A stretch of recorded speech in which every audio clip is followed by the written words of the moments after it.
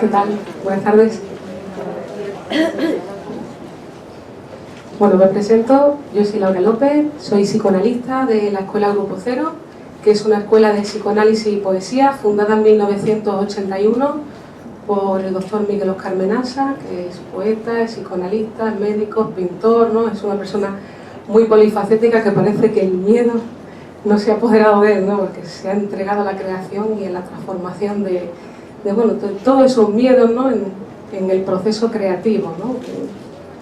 Que se entrega, ¿no? En la vida también, ¿no? Estaba hablando al principio con una persona, ¿no? Que me preguntaba qué vamos a hablar, qué vamos a hacer, ¿no? Y a veces los miedos tienen que ver con esa anticipación, ¿no? Esa ansiedad de lo que va a ocurrir. Pero claro, en la vida, si uno no se entrega a esa página en blanco por escribir, es como si continuamente lo estuviéramos revisando, controlándonos, ¿no? De alguna manera. Porque claro, el miedo tiene que ver con eso precisamente, con querer controlarnos a nosotros mismos. Porque hay algo de nosotros que desconocemos, pero que sabemos que se nos escapa. Porque alguno de vosotros no se ha sorprendido alguna vez por alguna reacción, o por algo que ha dicho y que ni siquiera podía llegar a imaginar que podía decir esa palabra. ¿A quién le ha pasado de los que están aquí? Yo me incluyo también, ¿eh? Yo también, a mí también me ha pasado. Creo que es eso, ¿no? Hay algo de mí que desconozco y que tengo miedo de que se libere. Hoy, precisamente cuando hablamos de miedos, hay miedos generales a todo el mundo, ¿no? Porque si pregunto ¿quién no tiene miedo de aquí? ¿Hay alguien que no tenga miedo? Bueno, aparte, ¿hay alguien que no tenga miedo? Todos tenemos miedo, ¿no? Además, me ha resultado curioso porque iba a empezar a hablar y me he dado cuenta que estaban las luces encendidas. Y fijaros que han ido apagando la luz, porque claro, de alguna manera estar aquí ante el público, en todas las situaciones uno va a sentir angustia. Eso, darlo por supuesto. Siempre, antes de comenzar algo, uno va a sentir algo de angustia, porque estás frente a algo nuevo, frente a otra persona, y eso de alguna manera siempre se juegan tus afectos, tus sentimientos, tu sexualidad, ¿no? Estás frente al otro. Entonces, claro, cuando han apagado la luz, ¿no? Me ha parecido un ejemplo muy interesante, porque claro, apaga la luz para que no veamos el público. Porque claro, yo no estoy aquí yo no soy Laura López, yo soy una función. Soy una persona que va a dar una charla, una conferencia, como queráis llamarla, en la que yo no voy a estar. Mi persona, mis afectos, mis sentimientos, es como que los tengo que dejar en el perchero y ponerme aquí a hablar de lo que yo he estudiado, de lo que yo sé, de mi profesión. Y claro, en muchas circunstancias de la vida cotidiana, lo vemos en los trabajos, en las relaciones personales, es como que nos asalta nuestro yo, pero no ese yo a veces que nos permite de alguna manera pues encontrarnos con la otra persona, incluir las diferencias, tolerar, ¿no? Sino que a veces nos asalta ese yo infantil, ¿no? Y de los miedos yo voy a hablar de psicoanálisis, ¿no? Y el psicoanálisis nos viene a decir, esto es muy importante y ahora lo vamos a desplegar un poco para que lo veáis, que las fobias no tienen fobias, los miedos, ¿no? Porque el miedo es una reacción ante algo externo que supone un peligro y es súper necesario, porque si no existiera el miedo, habría un león y iríamos adelante hacia el león, ¿no? Sino que es algo que tenemos que ir aprendiendo a través de la educación para ir poniéndonos esos límites y coartando, decir, mira, esto supone un peligro, reacciono con ese miedo para de alguna manera pues tener esa tensión y que el susto no me impacte ni me produzca un impacto en mi aparato psíquico, porque todos los estímulos que vienen del exterior nos producen un impacto, pero también los interiores, ojo. Entonces, el miedo, cuando está fuera, lo podemos controlar porque huimos.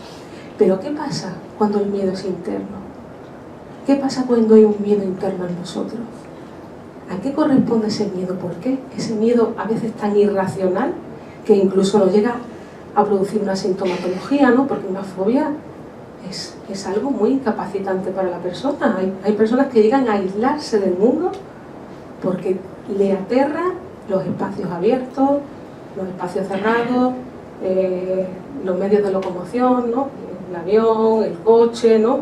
Son elementos incluidos en la vida cotidiana que a personas, digamos, sanas, entre comillas, ¿no? Habitualmente pues no le supone ningún miedo, a veces cierto respeto, ¿no? Porque es cierto que el avión pues no tiene cierto respeto porque bueno, pues puede suponer un peligro, pero que eso te incapacite volar, que te incapacite salir a un espacio público, ¿no? Es irracional. ¿Cómo podemos explicar un miedo en ese sentido?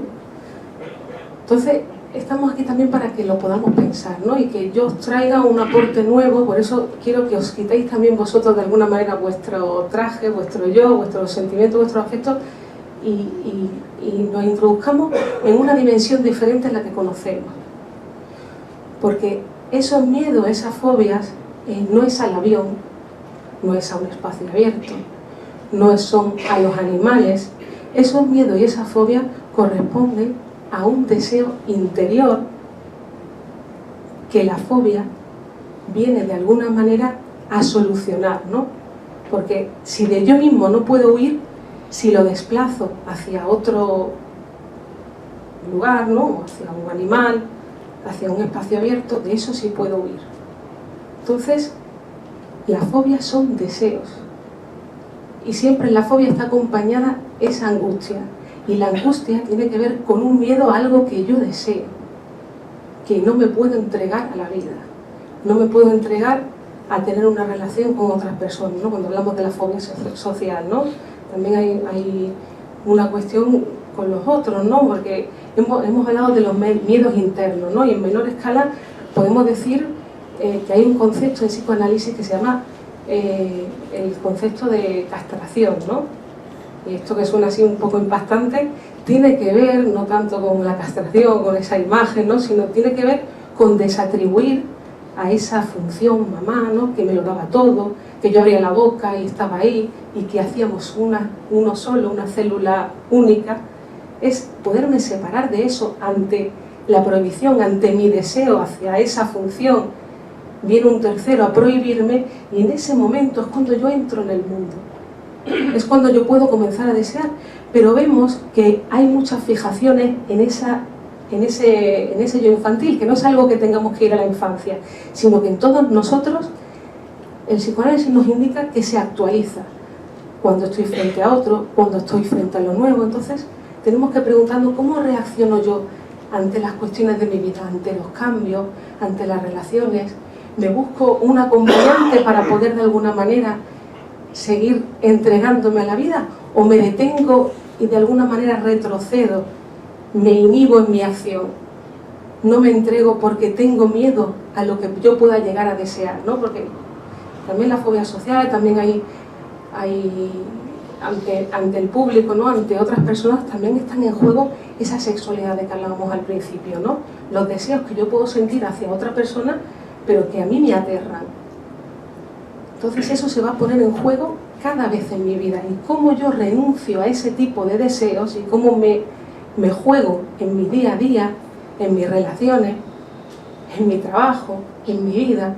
Así es como yo voy a ver cómo me entrego a la vida, ¿no? Así es como voy a ver cómo yo renuncio a mis deseos más inmediatos para poder construir pues esa vida en mí, ¿no?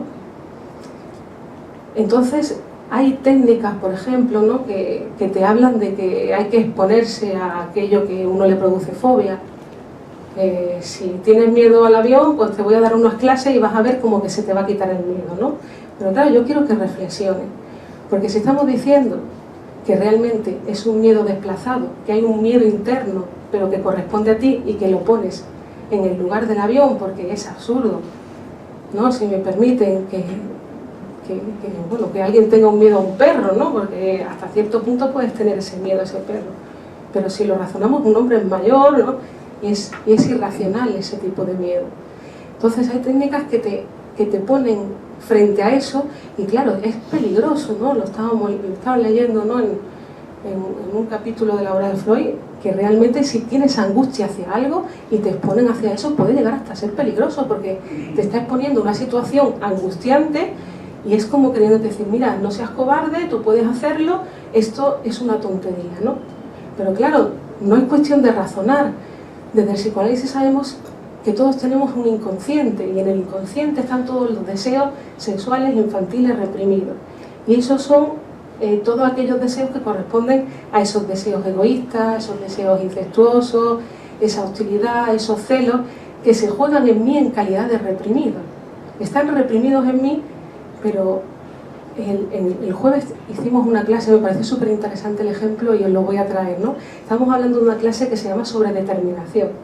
La sobredeterminación quiere decir que la conciencia va a ser un órgano de percepción, es decir, lo que tú ves, lo que te pasa en la vida, no es la razón, no es eso, ¿no? El psicoanálisis viene a decirte que hay algo en ti que sobredetermina, que guía tu vida, que no tiene nada que ver con la conciencia, es decir, las pautas, los consejos no sirven porque hay algo en ti, hay una tendencia que te lleva a eso. Y ponía un caso que me pareció impactante, ¿no? Porque hablaba de esto está en un libro que se llama Freud y Lacan hablados uno, ¿no? De Miguel Óscar Menasa, que te habla de esa articulación de Freud y Lacan, ¿no? Y te estaba hablando de ese concepto de sobredeterminación. Y nos decía que había una persona que tenía un miedo horrible a ser violada. Entonces, esta persona, llegaba un hombre, se le acercaba, tropezaba, se caía, huía, llegaba a su casa, le echaba el cerrojo, ponía hilos en las puertas, era terrible, estaba desesperada. Y claro, ¿en qué le ayudó el psicoanálisis? Porque el psicoanálisis lo que te hace es poder hablar de aquello que tú no sabes, pero que padeces en tu vida. Es producir algo diferente en ti que no estaba. Es una transformación, es una interpretación de una frase, de un deseo inconsciente que en ti actúa, por ejemplo, con esta persona, ¿no? Un miedo atroz, claro, si lo vemos desde fuera, podemos decir, ¿cómo va a tener un miedo a ser violada? ¿Qué le ha pasado en su vida? Y nos vamos a buscar en su vida una experiencia que le haya marcado y que eso te haga tener ese miedo. Pero ya Freud nos dijo que eso no es verdad. No hay teoría del trauma, señores, no hay teoría del trauma. No es que a mí me pase algo en mi vida y por eso yo soy como soy.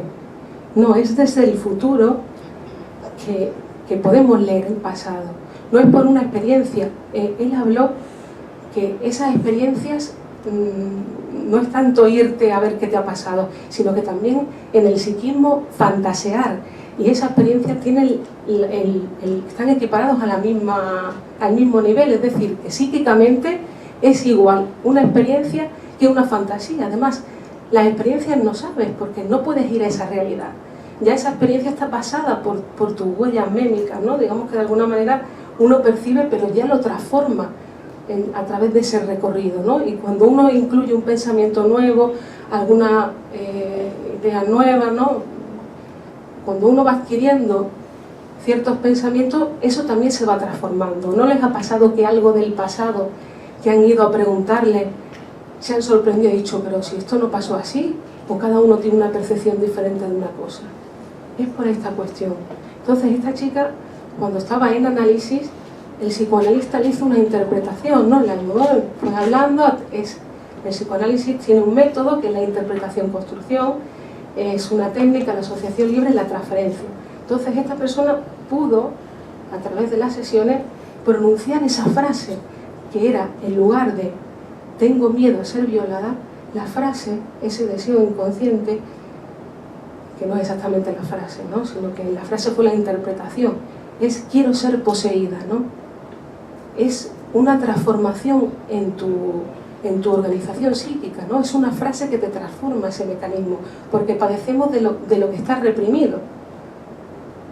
No podía pronunciar esa frase, no es tanto irte a una frase que pronuncie, sino que había un deseo en ella de ser poseída y tenía ese miedo porque su moral no le permitía hablar de esa cuestión que le pasaba, ¿no? Entonces, de alguna manera nuestro aparato psíquico es un mecanismo, ¿no?, que transforma y se disfraza para que nuestra conciencia no sepa nada de eso.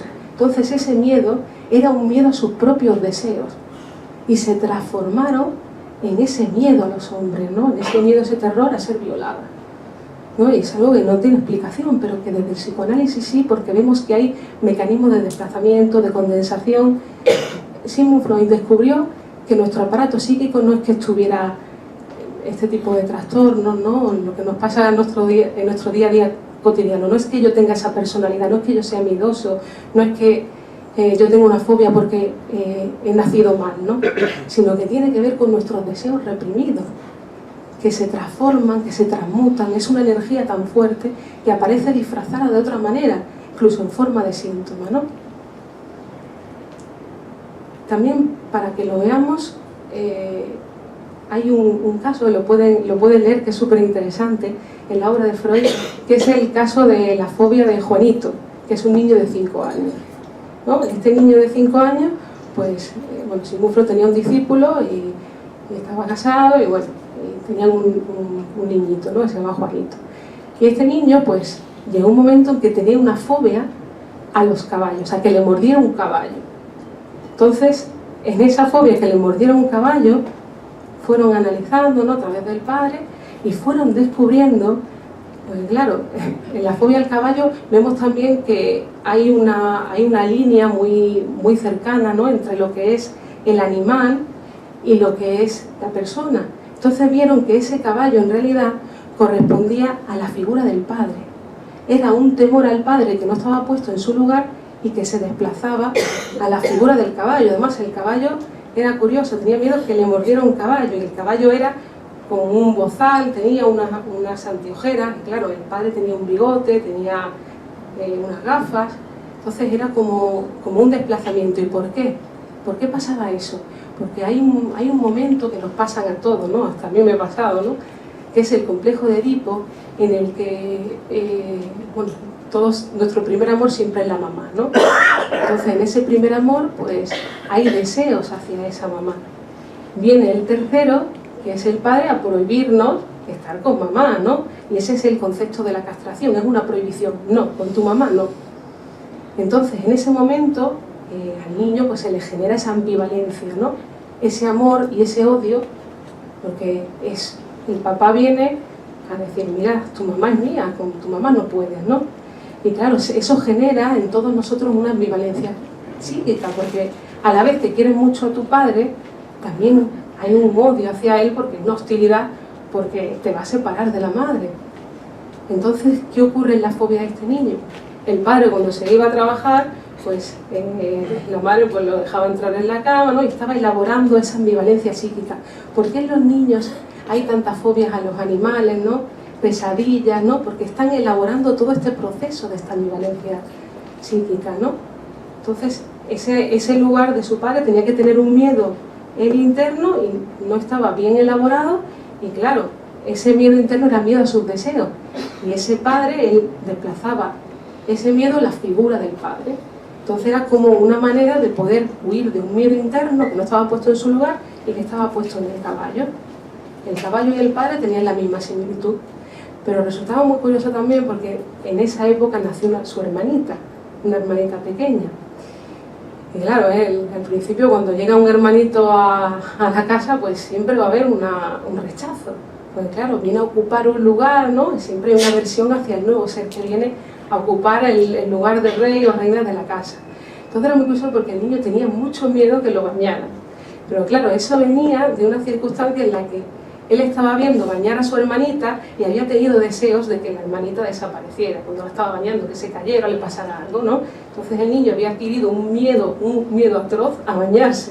Pero es por eso, porque esas ideas, esos pensamientos que tuvo hacia la hermana, dijo, si las hermanitas se lo hacen, yo he pensado eso tan malo, fue un desplazamiento, a mí también me pasa, ¿no? Entonces es para que veamos eso, que las fobias, los miedos, tienen que ver con esos deseos que yo no puedo gestionar y que aparecen en mí en calidad de disfraz, ¿no? Entonces hemos visto que es muy importante el hecho de saber que no es exponerme a esto y de ahí ya se me va a solucionar, no, tiene que ver con una cuestión interna de cada uno. Bueno, también está el pánico a hablar en público, o diferentes fobias, ¿no? Hay diferentes tipos de fobias. Estaban las comunes, ¿no?, que tienen que ver con la oscuridad, la muerte, la serpiente, cosas que a todo el mundo, pues de alguna manera nos producen ese miedo, pero no esa huida tan atroz de ese objeto, ¿no? Y luego están las fobias ocasionales, que hemos dicho que son las del transporte, son la agorafobia, ¿no?, la claustrofobia, y que bueno, que tienen que ver con eso. Y recuerdo también un caso bueno, que se habló bastante, ¿no? Que era una persona que era una cantante, ¿no? Y que en un momento dado pues se tuvo que retirar de los escenarios porque le había atacado ese pánico al escenario. Pero claro, una persona que lleva una trayectoria profesional, a lo mejor una enfermera que lleva un enfermero que lleva una trayectoria profesional sacando sangre, extrayendo sangre, y que de repente tenga un miedo atroz a la sangre o al miedo al público, tendríamos que sospechar que no es a eso realmente, ¿no? Cuando algo es muy fuerte, tiene que ver con esos deseos que en todos nosotros, en cada paso que damos, hay cuestionamientos en nuestra vida, ¿no? Hay cambios que siempre nos ponen frente al otro, frente a nuestros deseos. Hay cuestiones con la moral, ¿no? Y esta cantante, recuerdo que estaba también en un proceso de maternidad, ¿no? Hay cuestiones en la vida que son nuestros pilares básicos, ¿no? Y que de alguna manera, ante determinadas situaciones, pues bueno, se actualiza, ¿no? Se actualiza ese momento de la castración, por así decirlo, en el que me separo de esa mamá y tengo que adentrarme en el mundo. Y adentrarme en el mundo es entregarme a lo que viene por decir, ¿no? Que no es ni siquiera algo que yo pueda controlar. Porque muchas veces ese miedo tiene que ver con ese querer controlar algo de mí que se me desata, ¿no? Y si por ejemplo vemos en los sueños, el entregarse a dormir, muchas veces tiene que ver con eso, ¿no? Los insomnios, la imposibilidad de uno entregarse a la vida, a vivir, ¿no? A soñar, porque temo eso de mí que desconozco, que son mis propios deseos egoístas, hostiles, los celos, los deseos prohibidos, ¿no? Que de alguna manera están en mí siempre, ¿no? Y que también es lo que nos descubrió el psicoanálisis, sobredetermina mi vida, ¿no? Entonces, el psicoanalista no viene a meterse en tu vida, ¿no? A decirte, tienes que hacer esto, darte consejos, no, él va a esa realidad psíquica, ¿no? A poder ayudarte a través de la interpretación, a transformar esa frase, esa cuestión en ti que está reprimida, que está enquistada y que te hace llegar ese tipo de vida, te hace ir hacia ese miedo, producir en ti a través de ese mecanismo esa solución, ¿no? Porque la fobia es una solución mala, pero es una solución a esos miedos, esos que son en realidad deseos internos que no los puedes gestionar, porque en realidad es eso, es una mala gestión de tu energía psíquica, de tus deseos, porque en todos anida esos sentimientos, esos afectos que de alguna manera pertenecen a esa represión infantil, ¿no? A ese complejo de Edipo, ¿no? Y para que lo veamos también, esa simbología que os he hecho con la mamá y el papá, supongamos que estamos en un edificio y hay un señor o una señora que atiende en su casa y hay un conserje, ¿no? Imaginaros que el conserje se enamora de la señora de la casa, pues claro, y encima es de alguna manera correspondido, ¿no? Entonces esa persona va a tener un odio, va a querer que desaparezca el señor y claro, le va a producir angustia, ¿no? Pero la angustia es a tus propios deseos. Entonces reconocer que temo al padre es reconocer mis deseos hacia la madre, ¿no? En ese sentido.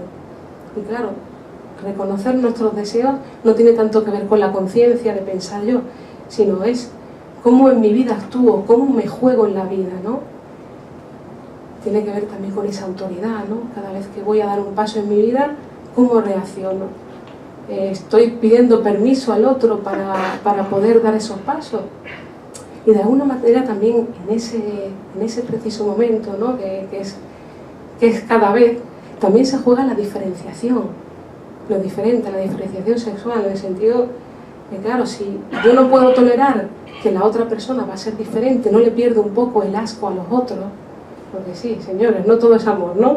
Y me contaba una persona, ¿no? que había llevado a su hijo, ¿no? Porque decía que tenía un miedo muy exagerado a que a sus padres le pasaran algo, ¿no? Y esta mujer estaba asustada y yo estaba angustiadísimo, ¿no? Y claro, si lo dejamos llevar por la apariencia, me dijeron que esta persona, bueno, que el niño es que sentía tanto amor por sus padres que tenía miedo que le pasara algo. Pero no, la lectura no es esa. Siempre nos olvidamos de esos afectos, de esas hostilidades que en todos anidan y que funcionan como una hipocresía social. ¿Cómo es la hipocresía social? A mí me cae muy mal pero tengo que poner buena cara porque si no, no me conviene, ¿no? Pues hacemos eso también psíquicamente. Hay afectos en mí que rechazo fuertemente, porque claro, no me permitirían vivir, relacionarme con la sociedad. Además, yo quiero ser tan bueno, ¿no? Que han venido a educarnos que tenemos que compartir, que hay cosas de mí que yo voy a rechazar, hay deseos en mí que no pueden estar, ¿no? Y funcionamos de esa manera hipócrita, ¿no? Con nosotros en ese juego de sistemas consciente e inconsciente, en esa articulación, ¿no? En el sentido de que hay cosas en mí que yo ni siquiera puedo ver, porque es como una especie, en ese mecanismo de transformación, pues claro, aparece en calidad de un afecto muy exagerado hacia algo, y claro, ese afecto tan exagerado, esa preocupación tan desmedida por algo, indica que también hay una ambivalencia ahí que yo no puedo tolerar y que se exagera como para ese disimulo, ¿no? Porque hay cosas de mí que yo no voy a querer saber. Hasta los psicoanalistas nos tienen que psicoanalizar, ¿no? Porque si no, padecemos de eso de mí que yo ni siquiera me quiero dejar llevar, ¿no?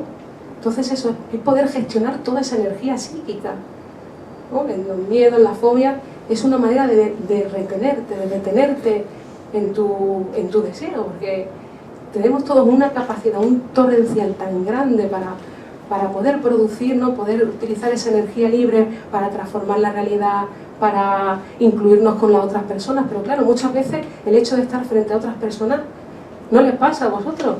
Que estar frente a alguien les conmueve, ¿no? Y les produce... Además, hay frases que te dicen, esta persona saca lo peor de mí, como si tuviera el otro que ver algo con eso, ¿no? Cuando damos cuenta que somos nosotros los que estamos ahí frente al otro, ¿no? Es cómo me juego yo en esa relación, qué me pasa a mí en esa relación, cómo se juegan mis deseos frente al otro cada vez. Y claro, estar frente al otro es un impacto. Hay personas, en un pasaje también, yo le estoy nombrando muchos pasajes de Freud porque me apasiona, y hay uno que te habla del malestar de la cultura, ¿no? Y te indica eso de cuáles son los caminos para la felicidad, cómo el ser humano hace, ¿no? Hay veces que lo hacemos a través de la investigación, del arte, ¿no? Ponemos esa energía para poder transformar, otras veces utilizamos los narcóticos, las drogas, ¿no? Porque claro, la realidad nos angustia. Hay cosas de la realidad que no puedo soportar. Y a veces se utilizan esos desvíos para no poder elaborar esa vida en mí, ¿no? Y también hay otra manera que es siendo un ermitaño, ¿no? Apartándose de todo. Yo no quiero saber nada de nada. Pues claro, te estás perdiendo también la vida, ¿no? Te estás perdiendo el poder interactuar con otras personas, ¿no? Pues claro, frente a otros también hay mucho miedo a transformarnos. Pero cuando uno está frente a otras personas, ya no voy a ser yo el mismo de antes, porque hay frases que me van a transformar, hay formas de pensar que a mí me van a jugar y ya no voy a ser el que era antes.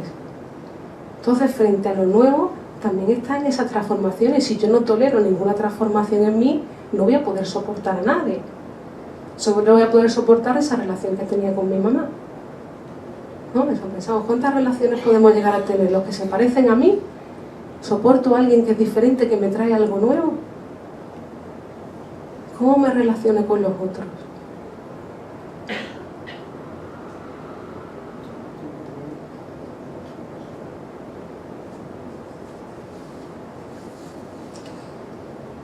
Y claro, lo que también estaba diciendo antes, ¿no?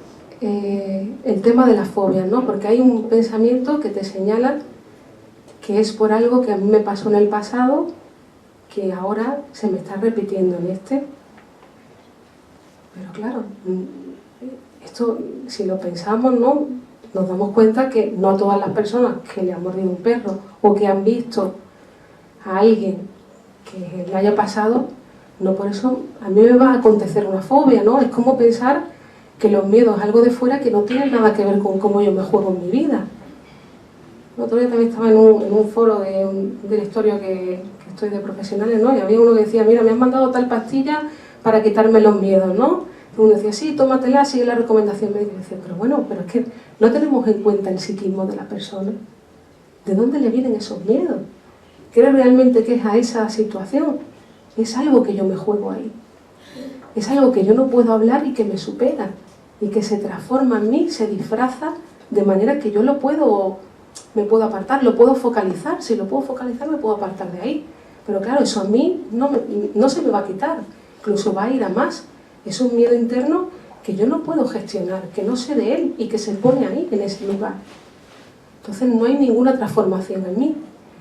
Claro, curarse también es transformarse. Porque yo he elaborado ese proceso para estar ahí, porque de alguna manera mi manera de relacionarme conmigo mismo ha producido esa solución. Es una mala solución, pero es la única manera que puedo. Entonces no es para irte a ninguna experiencia del pasado. Además, no es la coincidencia, ¿no? Porque también tendemos a pensar, es que desde que me pasó eso aquel día, es por eso que me pasó esto. Pero no, eso no es cierto. Esa es, digamos, lo que te precipitó. Es como la puntilla en la ecuación, ¿no? Pero es algo que no tiene que ver con eso. Ha utilizado un elemento cotidiano, a veces son tonterías cotidianas, como en los sueños, ¿no? Porque Sigmund Freud nos traía el tema de la interpretación de los sueños, donde comienza su obra central, y ahí es donde nos define el concepto de inconsciente y nos habla de cuáles son los mecanismos psíquicos. Nos dice que los mecanismos psíquicos de la fobia, los miedos, las obsesiones, todos los mecanismos psíquicos de las enfermedades que se creían hasta ese momento, que eran orgánicas, hasta él lo creía. Él hizo una psicología para neurólogos buscando una localización, se dio cuenta que tenía que ver con el lenguaje, con las palabras, con ese lenguaje, que una palabra que a uno le dicen a una persona te impacta, a uno le pone colorado, no, que hay reacciones emocionales ante el lenguaje. Entonces, esos mecanismos que hablamos del sueño, ¿qué elementos utiliza, no? El sueño lo que utiliza es elementos de la vida cotidiana, algo que me ha pasado en el día, y ahí engancha y lo mete y lo transforma, ¿no? Pero no es eso que me ha pasado en el día. Eso que ha pasado en el día lo utiliza mi psiquismo para incluirlo en lo que me pasa. Pero no es por eso que yo estoy así, ¿no?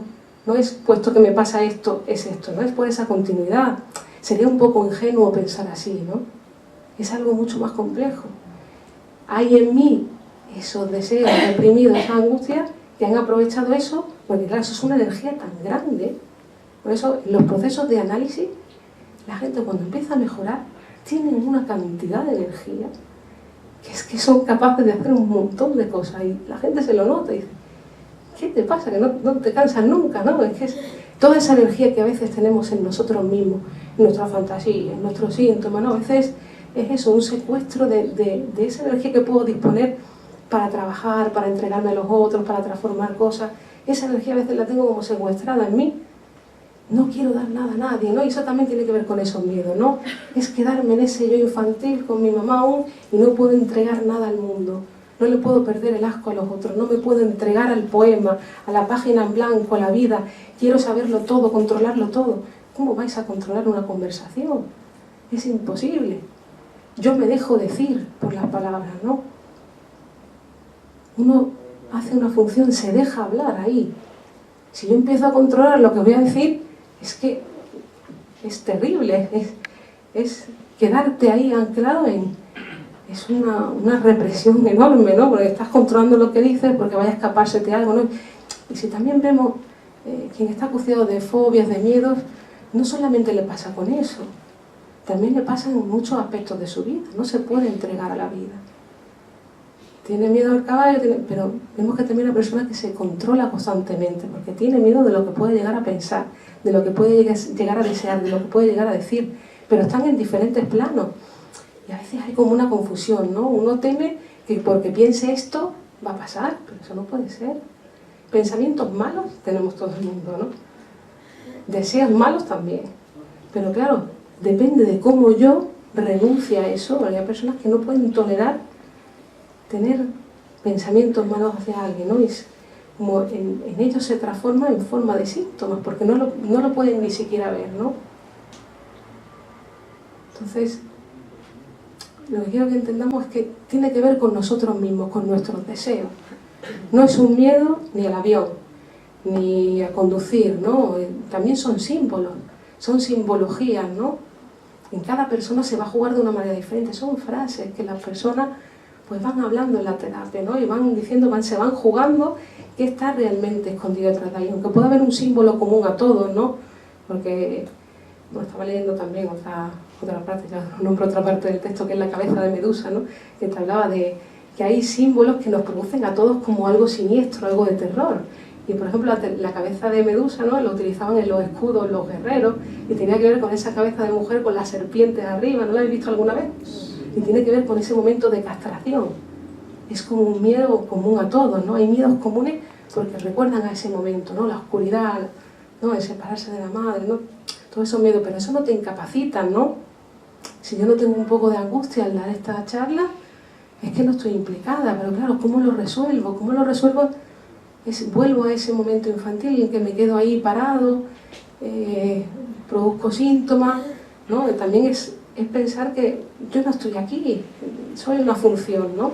Soy una función que me atravieso, que me dejo hablar. Pero claro, para eso también uno, bueno, llevamos varios años de análisis, ¿no? Uno tiene también que librarse de todas esas cuestiones que tiene con su yo infantil, ¿no? En el sentido que uno se juega cada vez delante de las otras personas, ¿no? Y que es una función el dejarse llevar por las situaciones, ¿no? Sé que os he dicho cosas que a lo mejor os han impactado un poco, porque ya os decía, ¿no? Que el psicoanálisis viene a dar de alguna manera, a quitarnos la venda de los ojos y a decirnos que la realidad no es la de la conciencia, que hay otra realidad que es la realidad inconsciente, y esa es la que se dedica al psicoanálisis. Esa realidad inconsciente, eso que soy, pero que desconozco ser. Y que tratamos de explicar las cosas según lo que vemos. Y os digo que los sentidos nos engañan. La mujer que os había comentado antes, ¿no? Que tenía sentimientos de miedo, ¿no?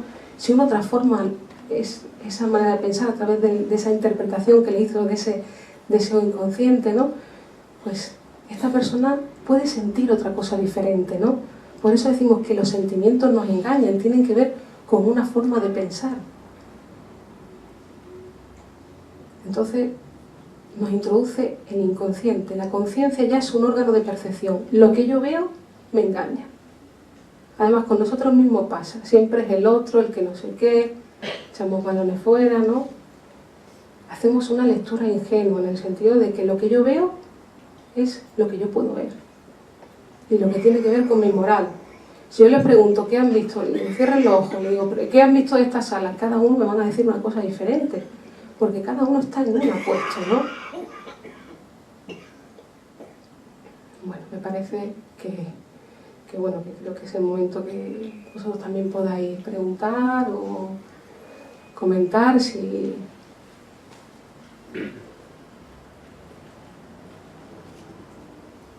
No sé si tenéis alguna pregunta.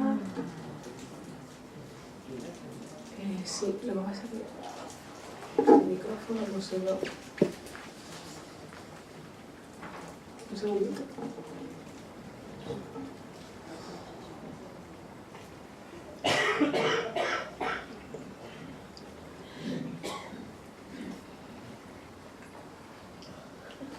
Hay un silencio, ¿no? Os ha impactado. Hasta que no te rompa el hielo. Hay que romper el hielo. Claro, hay que romper el hielo. Muy bien. Bueno, por aquí teníamos una preguntilla. Sí, un momentito que están ahí con el micrófono. No, tampoco os quiero saturar de deciros muchos conceptos porque me parece que son... Perdona, Laura. Por Sí. ejemplo, en el budismo siempre se habla de que... Un momentito, es que si no con el micro no escuchamos y ahora la pregunta. Pido antes. Sí. Yo que como tengo mucha voz fuerte, digo, voy a aprovechar mientras llega el micro. Sí, pero como hay más gente detrás, a veces no se escucha, ¿vale? Allí. Sí, primero allí. Bueno, Hola, ¿sí? sí. Mira, Laura, que estaba escuchándote, bueno, me ha parecido interesante y bueno, son muchos conceptos y Por eso nosotros no quiero que también... nos perdemos. Pero bueno, sí es interesante el pasar de lo que es una fobia o que es miedo a lo que es un deseo. Ajá. Yo intento buscar una solución a mis cosas, claro, como hacemos todos, cuando buscamos los recursos que tenemos y la historia. Y bueno, muchas veces se está pasando ahora mismo en las sociedades que vamos viendo, de la psicología un poco, pasamos a la espiritualidad. Es como, yo lo veo así, no sé, lo veo como una línea que va hacia allí. Es cosa mía. Entonces, estoy pensando en lo que estás hablando sobre el tema del budismo y eso, que siempre se habla un poco de acabar con el tema del deseo, de no desear. Que eso, hombre, podemos verlo como si fuera un control, que en realidad no lo es. Es como, tiene que ser como una fase un poco de nuestra evolución. Pero ¿a qué te refieres con terminar con el deseo? Porque terminar con el deseo es la muerte. Sí, bueno, viéndolo así, sí. Pero a nivel a lo mejor espiritual siempre trabaja el Buda, te dice, el deseo un poco es como una trampa, ¿no? Que vamos teniendo, nos vamos poniendo, no sé, así es como yo lo voy interpretando. Una trampa. A mí me parece que el deseo es el que nos forja como humanos y el que nos hace trabajar. Tú dices como es tu energía dinámica, pero claro, puedes tu energía verlo. psíquica, la libido, ¿no? Ese deseo inconsciente, ¿no? Que te llega a producir, si tú no deseas, estás muerto. ¿No? Si no tienes el deseo, lo que le importa es desear, es poner esa energía fuera de ti. Si la pones dentro de ti, vienen las enfermedades, el ermitaño, solitario. ¿No? Es una muerte en solitario. El deseo está hecho para eso, para poder ponerlo fuera de ti, estar entre otras personas, ¿no? Ahí es donde uno se siente vivo. Pero si eliminamos el deseo, estamos eliminando al ser humano. ¿Y cómo podríamos nosotros encontrar un poco esos recursos? Porque muchas veces, bueno, vamos al psicoanálisis y, bueno, hablas con alguien, te está escuchando. No vas a hablar con nadie. Es una ciencia que te ayuda a eso, a construir ese inconsciente. Claro, y vas descubriendo que al tener amigos, que hablas con ellos, que comentas tus cosas y que el otro te dice tal, y te suelta algo que de buena primera te vas dando cuenta, o alguna frase, alguna palabra, como has comentado antes, y te das cuenta. Es diferente ir al amigo que ir al psicoanálisis. Hombre, está claro. Porque uno va al amigo y el amigo le dice lo que uno quiere escuchar. Claro, ya. Y hay amigos y amigos, ¿no? Y cada uno después tiene... No, pero a veces bueno, uno hace las cosas para contárselas a otro. sí.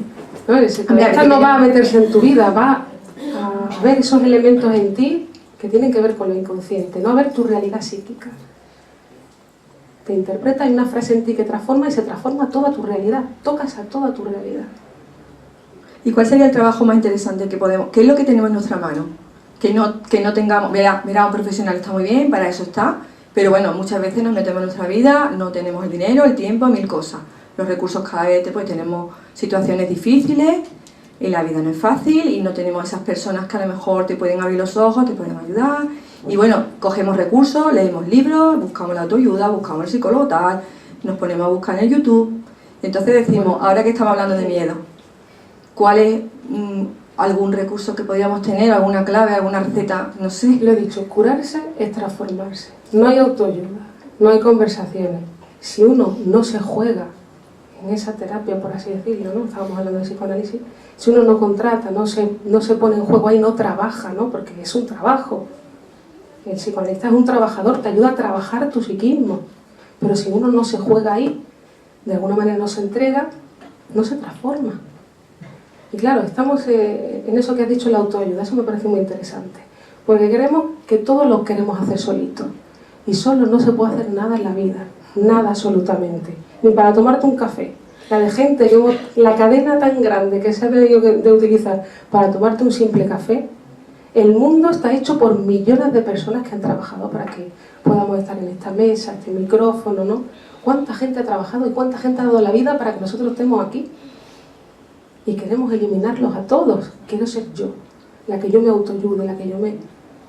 No, también es esa entrega también al otro, ¿no? Si yo no acepto ayuda, porque yo tampoco quiero ayudar a nadie. Porque claro, si yo me hago más inteligente, me hago más, escucho mejor, también voy a beneficiar a otras personas, y a veces está más el odio que tengo a las otras personas para que se fastidien, que tengan aquí una tía petarda que no hay quien la aguante, ¿no? Es un ejemplo, ¿no? Y claro, se lo estás dedicando a otro, siempre todo tiene dedicatoria, para algo, para alguien. Si tú te transformas, vas a tocar a un montón de gente a tu alrededor. Y hay veces que hay, eso es la cuestión que también os decía antes, que no todo es amor, no sé, sino que hay afectos en mí que desconozco, pero que a través de ciertos actos, que yo ni siquiera sé que es por eso, estoy hablando de mis miserias, que todos tenemos, ¿eh? De mis envidias, de mis celos. En este acto a lo mejor yo me paralizo en ese momento, digo yo, ay, pobrecita de mí, qué modestia, es que yo no sé, yo no puedo, Igual eso corresponde a una envidia, porque si yo crezco, el otro también va a crecer. Prefiero estropearme yo para que el otro no crezca, ¿no? Y por eso digo, el psicoanálisis viene a quitarnos la venda del ojo, porque nos dice lo de humano que hay en mí, mis miserias, todas las cosas que en mí actúan sin yo saber, porque ya digo, es que está reprimido. Yo no puedo saber, yo cómo me voy a reconocer a mí que soy una envidiosa. ¿Quién no ha tenido envidia alguna vez? ¿Quién no tiene una hostilidad a alguien o deseo hacia alguien que no debe? Es que a veces ni siquiera puede llegar nuestra conciencia porque no nos lo permitiríamos. Nuestra moral no lo permitiría. Entonces sale en mí en calidad de disfraz. Odio tanto a esa persona. Detrás hay un amor ahí intenso que no lo puedo no lo puedo manejar. Es que es una energía psíquica que se transforma, se transmuta, se transforma en otra cosa, en otra pantalla. Yo no sé de eso y le doy una explicación según lo que veo. Y según lo que veo también me asomo al balcón y veo que el sol va dando vueltas. Digo yo, mira, el sol va dando vueltas. No, perdona, es la tierra la que va dando vueltas. Si no viene el psicoanálisis y me dice, no, esos no son celos, son deseos que tú tienes hacia el otro. No te enteras. Si no hay una interpretación, en ti no se cambia. Vas a seguir padeciendo de ese afecto reprimido. Vas a seguir escenificándote ahí. Sin tú saber, vas a vivir desgraciadamente, vas a ser un sufridor. Pero lo tiendes a hacer, ¿no? No te das cuenta, pero te pasa. ¿Por qué sabiendo los pasos que tengo que dar no lo hago? Porque hay algo en ti que sobredetermina y es lo inconsciente. No es una educación que viene a decirte lo que tienes que hacer y los pasos. Eso lo sabemos todos. Cualquier libro te dice lo que tienes que hacer, el secreto de vivir. Todo el mundo sabe cuál es el secreto, cómo tiene que vivir el otro. Pero yo, ¿cómo me juego yo? Luego ahí viene cuando me enfrento frente a las cosas, ¿no? Cuando me siento frente al otro, cuando voy a dar un paso en mi vida y me paralizo. No, son afectos reprimidos que se juegan en mí sin yo darme cuenta y que no me puedo soltar de eso. No puedo hacerlo, porque solo no puedo. Le digo, hasta los psicoanalistas nos psicoanalizan. Tenemos un análisis constante, supervisiones de casos, porque necesitamos estar en la teoría, ¿no? Y si no me cuido yo, no me psicoanalizo, voy a tener puntos ciegos, voy a escuchar del otro cosas mías, porque no les pasa a todos vosotros, que cuando le está hablando a alguien, siempre uno se pone en el yo, escuchamos al otro, o siempre estoy yo. A mí también me pasa eso. Sí, a mí, No, es que realmente no nos escuchamos, siempre buscamos la identificación, es que nos quedamos pegados con el otro, ¿no? Escuchamos lo que tiene que ver conmigo. La escucha no es fácil, porque te identificas, lo humano siempre hay algo del otro, porque hay cosas que nos dan tanta pena, porque hay cosas que nos afectan tanto que no entendemos, porque te ha tocado a ti, eres humano y hay algo de esa situación que está hablando de ti. Y en realidad no es una empatía al otro, es una identificación, es que estás hablando de mí. No es que yo soy muy sensible, no, es que esa sensibilidad está hablando de eso que me pasa a mí y que me pego al otro. No que lo estoy escuchando, sino que estoy yo ahí, me afecto tanto porque tiene que ver conmigo. No, por eso digo que estamos ciegos a una verdad nuestra y es impactante, ¿no? El psicoanálisis para mí ha sido una cosa reveladora e impactante, ¿no? Desde el primer momento en que me enganchó, ¿no? Sí, por aquí. Hola, buenas tardes. Bueno. Yo sí, rapidito porque yo me tengo que ir dentro de un ratito. ¿Se puede tocar un poquito el micro? Sí. Me parece un poquito el micro. Vamos a ver, antes dijo que el miedo no venía de un punto de atrás, sino que era una cosa de antes, ¿no? De donde nosotros estamos en un momento determinado, ¿no? No sé si lo he entendido bien, ¿no? Que el miedo no era, que no venía de atrás. ¿De atrás? ¿Lo entendí? O sea, que no era de una experiencia. No es algo ni que nada. nos haya pasado una experiencia. Que no es. No es. Entonces yo en este momento pienso en las mujeres maltratadas que durante un tiempo han estado pues, con el miedo, no sé, en esa circunstancia, y llegado un momento dado, esa persona, esa mujer no puede, está incapacitada para tener relaciones sociales, o sea, le cuesta trabajo estar y ser, ¿no? Entonces, no sé, por ahí no he entendido bien. Sí, es que no eso es una cuestión compleja, ¿no? Pero no es porque yo ya he tenido una relación desgraciada o un maltrato, porque ahora desconfío de todo el mundo. Tal vez es mi desconfianza a la gente me han hecho buscar a esa persona ahí en ese momento determinado, ¿no? Que eso no todo el mundo es igual, ¿no? Porque uno ya tiene una experiencia con una persona no quiere decir que todas las personas vayan a ser iguales. Sí, pero el miedo es una mochila también en un momento dado, digo yo. Un miedo es un deseo. Pero es una mochila, es una historia, o sea, un bagaje. No sé, pienso, creo, no sé. ¿Pero a qué se refiere con mochila o bagaje? Bagaje, mochila. La historia que le está pasando a una persona en su vida, pues ha tenido muchas circunstancias o una serie de circunstancias que le ha conseguido llevar en su vida un miedo. Y ese miedo, llegado a un momento dado, ya es incapacitable. Yo se lo voy a preguntar de otra manera.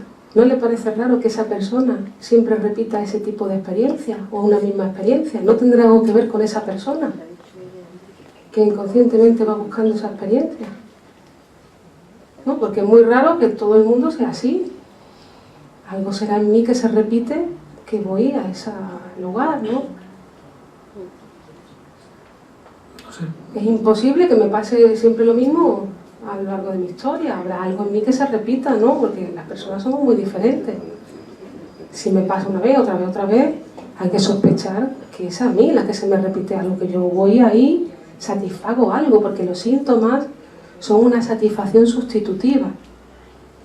Porque en nuestro aparato psíquico, al igual que hay algo en nuestra conciencia que nos impacta y que rechazamos, también en otro nivel consciente hay cierta satisfacción, ¿no?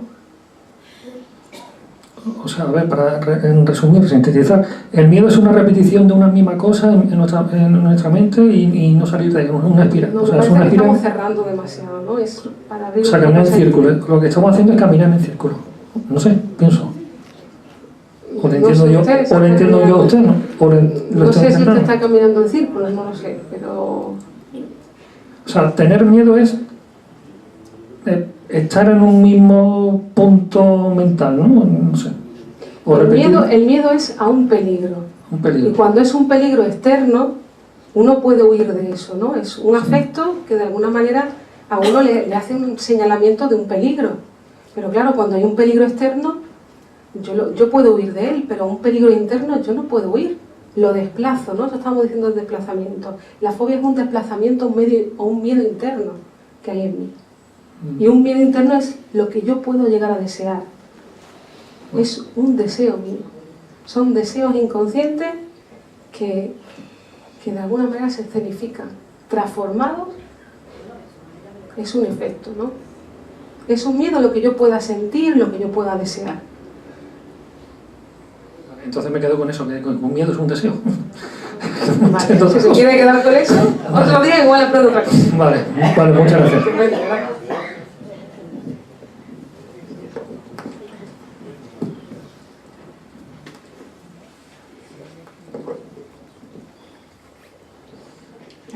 Hola, cuando has dicho que no te parece extraño, le has contestado que se busque el mismo patrón, por ejemplo, en una mujer maltratada.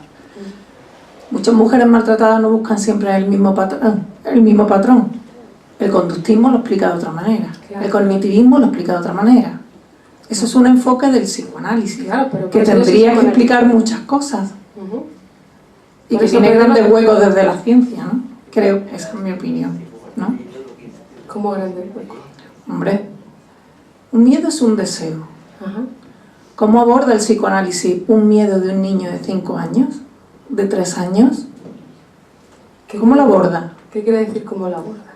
¿Cómo lo aborda? Porque necesitamos soluciones. Por ejemplo, en el instituto, el psicoanálisis tiene un marco teórico, explica claro. El acoso escolar. Claro. Pero necesitamos herramientas para abordarlo, bueno, para solucionar. Y el psicoanálisis necesita mucho tiempo. Y tenemos poco tiempo. Me parece que son prejuicios, ¿no? No podemos abarcar una situación compleja y pretender solucionarla en 2 días. Yo digo, la autoayuda, los métodos express no sirven. Si una persona ha montado toda una fobia para no saber de algo que le pasa, ¿cómo quiere solucionárselo en 1 día o en 2? Depende de la persona. Hay resistencias a curarse, porque hemos dicho que curarse es transformarse. Lo express no sirve, cada persona tiene su proceso. Y es un prejuicio también decir que el psicoanálisis tarda mucho tiempo. Los síntomas remiten en poco tiempo. Una cosa es que uno se quiera psicoanalizar porque es una herramienta también para tu vida, transformadora de tu vida. Pero los síntomas, curar los síntomas relativamente no se tarda mucho.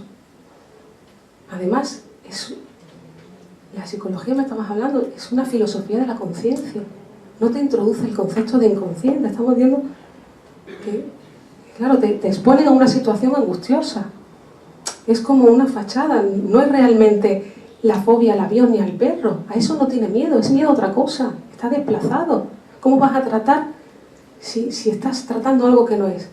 A lo mejor le estás exponiendo a una situación que le va a generar más angustia, incluso es un peligro para esa persona. Porque no es eso a lo que tiene miedo, es a otra cosa. Necesita una traducción y una interpretación para poder transformar eso, para ver esos miedos internos que se puedan traducir, ¿no? Ese deseo, a ese acercamiento que le produce esa fobia al perro, al avión, ¿no?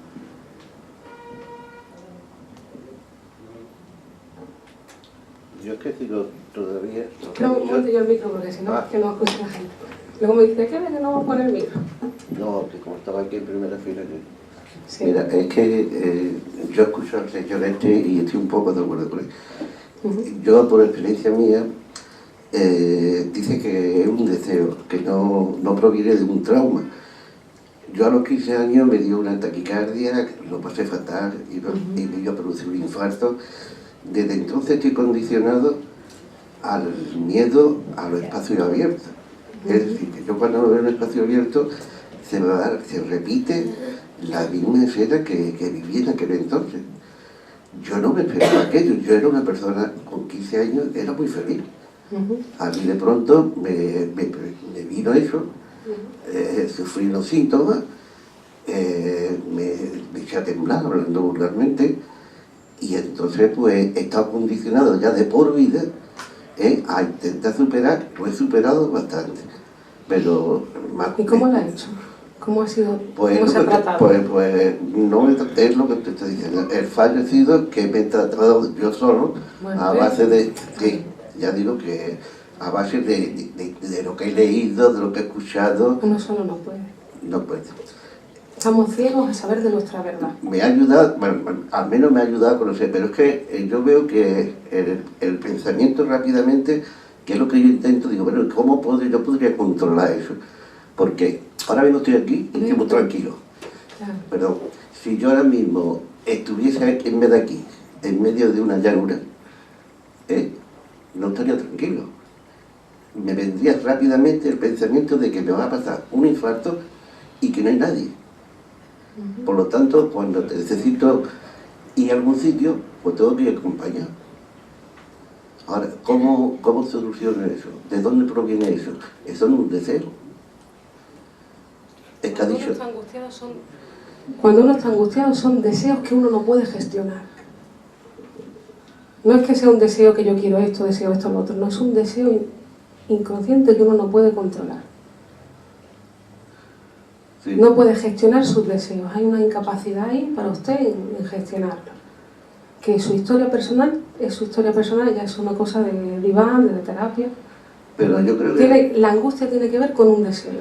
Deseos que a mí se me desbordan, que no quiero saber de ellos y que me llevan a producir esa solución que es la fobia. Porque si hay miedos internos, no puedo huir de ellos, pero en un espacio abierto sí. Me desplazo ahí, me voy y ya lo tengo ahí controlado, pero no ha habido una transformación, ¿no? Y en ese ejemplo que usted me comenta, le pasaba desde los 15 años. ¿Cuántos años lleva usted con esa fobia? Es ya como una forma, y hay veces que uno lo dice que es como su forma de ser, sí, pero es falso. Estamos generando síntomas de gente que está enferma. Es vivir una jaula de oro. Es denunciable, ¿no? Eso no es una forma de ser. Es decir, yo que soy muy miedoso, no, perdona, no es una forma de ser, es un síntoma. Y cada uno elige cómo puede vivir, pero ha hablado de control, ¿no? Es uno quererse controlar a sí mismo. Es que estamos en la autoayuda, en el autocontrol, yo me controlo, pero precisamente a uno le pasa lo que le pasa porque quiere revisarse y controlarse.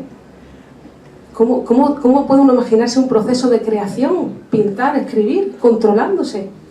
¿Cómo puede vivir controlándose uno? No vive. No puede entregarse a una conversación, no puede entregarse a una relación.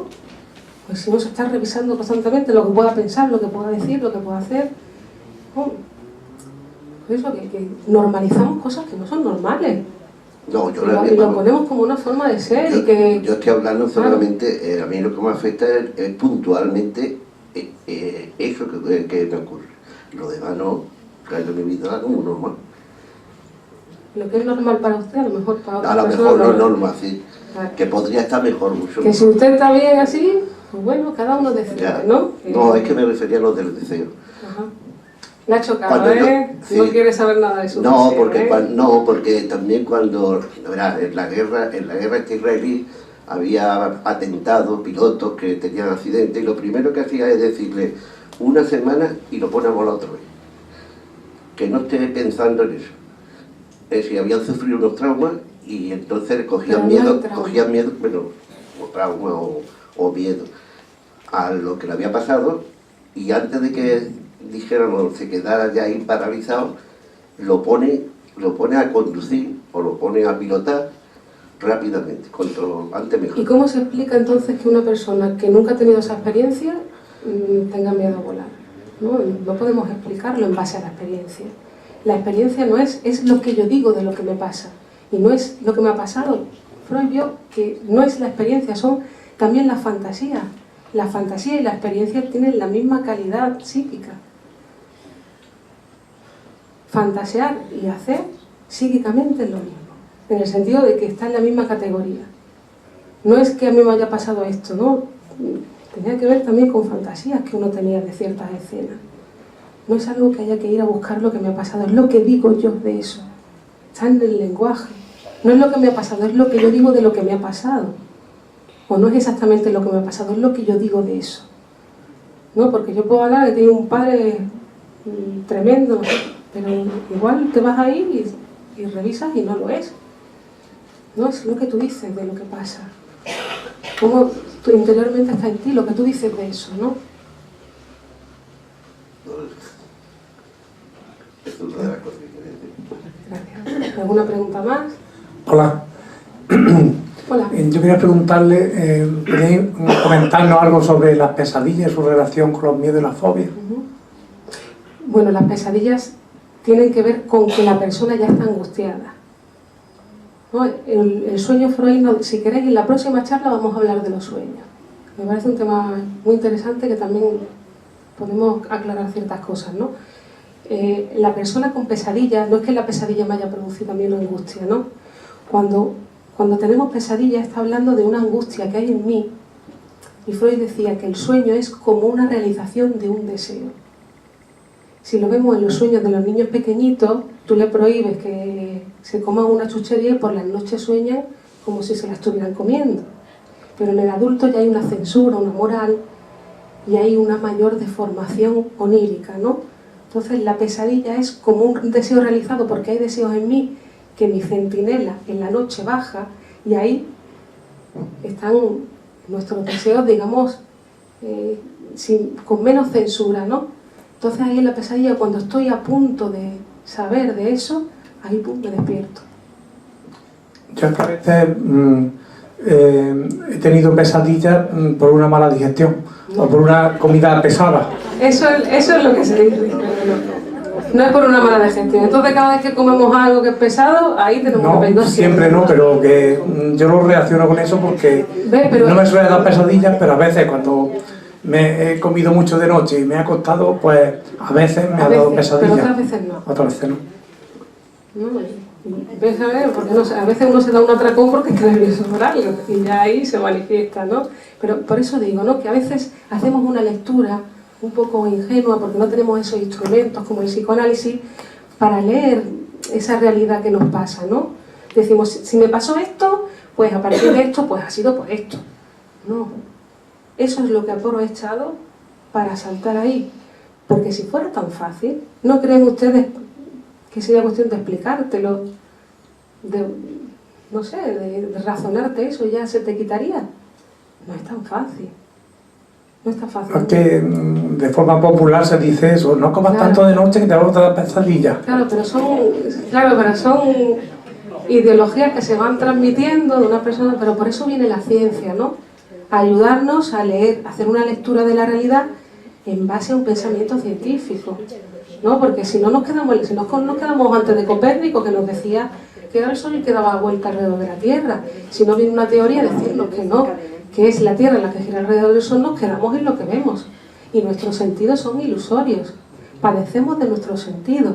Tiene que venir una ciencia a proporcionarnos una lectura diferente de la realidad. Y pasa en la realidad de fuera y también en la realidad psíquica. Esa es la gran herida que nos produce el psicoanálisis. Porque nos dice que no podemos controlar cosas de nosotros, que no somos dueños y señores de nuestra propia casa. No lo podemos controlar. Hay cosas de mí que se me van a escapar siempre. Y ahí vemos los sueños, los lazos, los olvidos. Hay algo que yo digo, es que esta no soy yo. ¿Cómo se me ha podido escapar a mí aquí? Que tenía una cita mañana, ay, por favor, ¿cómo lo podía olvidar? Y las llaves, ¿cómo me dejaba la llave del coche? Que tengo una cita ahora. No le ha pasado nunca, a mí me pasa también. ¿No? Eso está hablando de nuestros deseos inconscientes, es una manifestación, un efecto, ¿no? Lo que pasa es que no es lo mismo resolver ciertas cuestiones, ¿no? Lo que pasa es que es una llamada de atención. Algo te pasa ahí con eso, ¿no? No es casualidad, no hay casualidad psíquica. No hay casualidad, estamos implicados en todo lo que nos pasa, en todo absolutamente.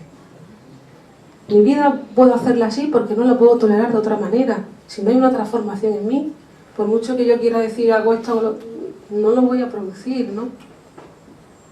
Toleramos lo que somos ahora. Por eso hay que hacer un trabajo psíquico para eso, para poder transformar algo de mí. Ahí viene la ciencia a ayudarnos, ¿no? A decirnos de qué padecemos, ¿no? Y de ese inconsciente, lo que nos sobredetermina nuestra conciencia. Que ya nuestra conciencia va a ser un órgano de percepción, ¿no? Muchas gracias. Gracias. Yo le quería indicar también que vamos a empezar un seminario de Sigmund Freud, bueno, ya está en marcha desde hace unos años, para este curso 2019-2020. Si queréis información acerca de este seminario de Sigmund Freud, ¿no? Que se trata toda la obra, algunas pinceladas os he dado hoy de algunos textos, ¿no? Que es súper apasionante además que lo lees y se va produciendo en nosotros, pues bueno, ese instrumento que necesitamos también para ver nuestra realidad, porque es una ciencia que ha venido a transformar el arte, la cultura, la manera de pensar la salud, la enfermedad. Es más que una terapia, ¿no? Y es una ciencia muy joven que tiene 100 y pico años, empezó en 1900 y bueno, es un instrumento para la vida pues muy importante, ¿no? Y bueno, si queréis recibir información acerca del seminario de Sigmund Freud, podéis poneros en contacto conmigo, me dejáis los datos y bueno, está abierta la matrícula para el curso 2018-2019. ¿Vale? Y bueno, perdón, ¿ves? Es que ya estoy, ¿ves? Todos tenemos inconsciente, ¿ves? Si es que era para ver si estabais atentos, ¿ves? ¿Qué deseo tenías? No sé, ya tendré que ir al psicoanalista, ¿ves? Parece que no quiero que pase nada. Bueno, pues muy bien, pues muchas gracias por venir. Falto yo. Manuel, a ver. Vamos a ver. Los rusos suelen decir que el frío es una cuestión de abrigo.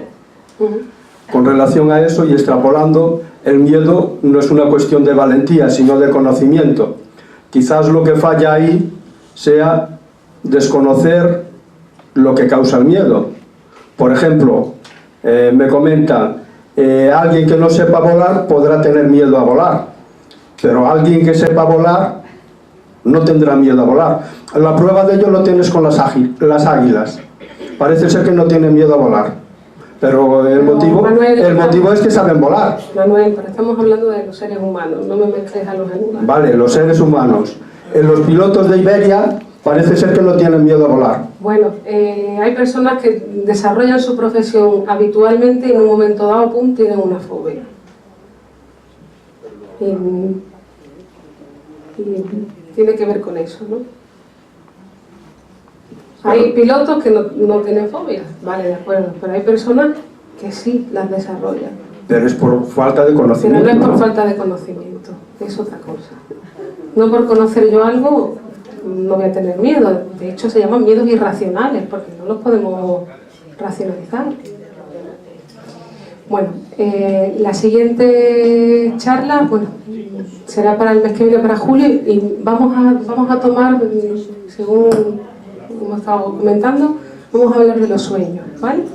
Para que veamos un poco. Me parece que será el 12 de julio, creo que es, ¿vale? Muy bien, muchas gracias por venir. Si queréis información, pues ahí podéis acercaros, le damos los datos.